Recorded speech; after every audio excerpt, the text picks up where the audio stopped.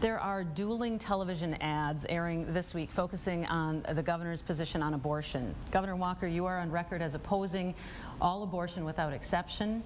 Is that still your position? Why or why not? And Ms. Burke, what is your response, your position on abortion? And Governor Walker, your response first. Sure. Well, overall, reasonable people can obviously disagree on this issue. And I'm pro-life, but I can only imagine how difficult it is for someone going through that really difficult decision to determine whether they're going to end their pregnancy or not. That's why specifically here in the state, I supported legislation that would increase safety and provide more information to a woman considering her options. That specific bill leaves the final decision to a woman and her doctor. Now, per the specific request you made, that issue has been resolved. That was decided by the United States Supreme Court more than 40 years ago, and that's something that doesn't have bearing directly on this debate. The larger issue, though, about us seeking to protect the health and safety of every Wisconsin citizen does. Ms. Burke? I believe it should be up to a woman, according to her religious beliefs and in consultation with her family and her doctors, to make that decision on her own.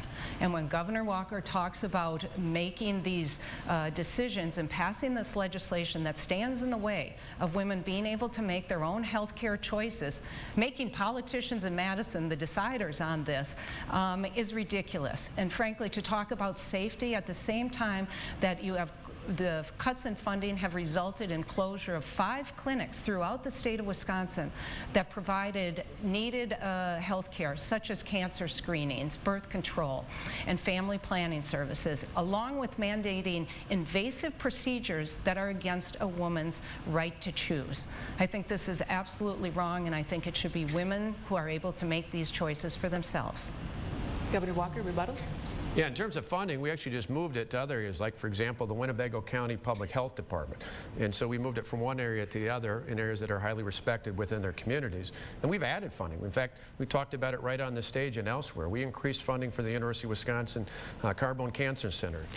Governor Walker, I think, is trying to have it both ways. He talks about health and safety as if it's pretty reasonable, but his position is anything but reasonable. He believes that even in the extreme cases of rape and incest, that is not a woman's choice and that it's politicians that are deciding that for them.